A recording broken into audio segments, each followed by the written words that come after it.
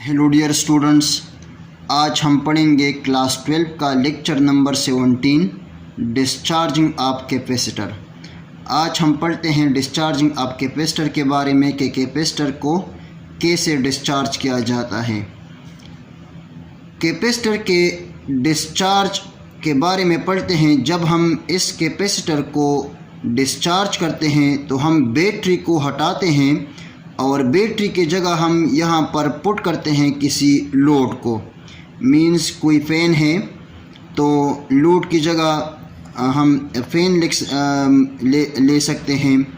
तो जब हम कैपेसिटर को डिस्चार्ज करते हैं तो इस कैपेसिटर को हम कनेक्ट करते हैं किसी लोड से।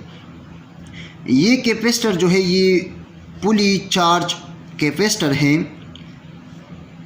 कैपेसिटर के डिस्चार्ज के लिए हमारे पास इक्वेशन बराबर होता है Q is equal to Q naught e⁻t divided by RC। यानी चार्जिंग अब कैपेसिटर के लिए हमारे पास इक्वेशन बराबर था Q is equal to Q naught 1 e⁻t divided by RC। ये 1 का जो फैक्टर है ये बैटरी की वजह से आ रहा था। अब चूँकि यहाँ पर हमने बैटरी हटा ली है तो 1 की फैक्टर जो है ये यहाँ से कट जाएगा। So Q is equal to Q naught e⁻t divided by RC। ये आ जाएगा कैपेसिटर के डिस्चार्जिंग का इक्वेशन। अब इस डिस्चार्जिंग ऑफ कैपेसिटर की इक्वेशन में अगर हम t की वैल्यू 0 पुट कर दें, यानी जब टाइम 0 है तो कैपेसिटर जो है ये फुली चार्ज है, यानी t इज़ इक्वल टू 0।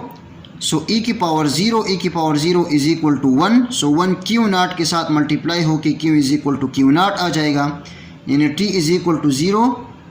जब t 0 है e⁻0 is equal to 1 Q naught के साथ मल्टीप्लाई होकर Q नॉट आ जाएगा। So Q is equal to Q not.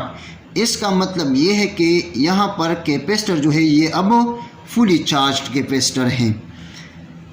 RC को हम कहते हैं टाइम कांस्टेंट, और टाइम कांस्टेंट को हम इस तरह डिफाइन कर सकते हैं कि the time in which capacitor discharge up to 36.8% is called time constant.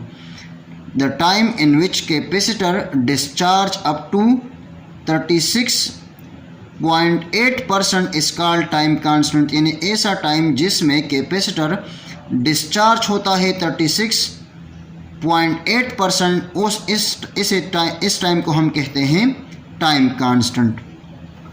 इसको प्रूव करते हैं कि डिस्चार्जिंग के लिए कैपेसिटर के डिस्चार्जिंग के लिए टाइम कांस्टेंट कैसे 36.8% के बराबर होती है। तो कैपेसिटर के डिस्चार्जिंग का इक्वेशन ये है कि Q is equal to Q naught e⁻t divided by RC। So when t is equal to RC, जब टाइम हमारे पास RC के बराबर हो जाता है तो यहाँ पर हम इस इक्वेशन में t की जगह पुट करते हैं RC। So Q is equal to Q naught e⁻RC divided by RC के साथ कैंसिल हो जाएगा और हमारे पास आ जाएगा Q is equal to Q naught e⁻1। अब अगर हम इस इक्वेशन में इस इक्वेशन के अगर हम बोथ साइड में Q नॉट को डिवाइड कर दें, Q divide by Q naught हमारे पास बराबर हो जाएगा e⁻1। So Q divide by Q naught is equal to 1/e, यानी e⁻1 को हम इस तरह लिख सकते हैं 1/e। Q divide by Q naught is equal to 1 divide by 2.714, यानी e जो है ये एक कांस्टेंट है और इसकी वैल्यू बराबर होती है 2.714 के। अब अगर हम इस 1 को डिवाइड कर दें 2.714 से, हमारे पास आ जाता है 0.368। So Q divide by Q naught is equal to 0.368, और अगर हम इसको परसेंटेज में कन्वर्ट करना चाहें तो 0.368 को हम मल्टीप्लाई करते हैं 100 से, जो कि हमारे पास बराबर हो जाता है 36.8% के। Q divide by Q naught हमारे पास बराबर हो जाएगा 36.8%। इसका मतलब ये है कि जब टाइम हमारे पास RC के बराबर हो जाता है तो कैपेसिटर डिस्चार्ज हो जाता है 36.8%, जो कि हमारा रिक्वायर्ड था कि कैपेसिटर जो है ये time t is equal to RC पर 36.8% डिस्चार्ज हो जाता है, जिसे हम टाइम कांस्टेंट कहते हैं। इसको हमने प्रूव करना था जो कि हमारे पास आया रिक्वायर्ड 36.8%। अब हम आते हैं इसके ग्राफ की तरफ। वाई एक्सिस पर हमने चार्ज लिया हुआ है और एक्स एक्सिस पर हमने टाइम लिया हुआ है।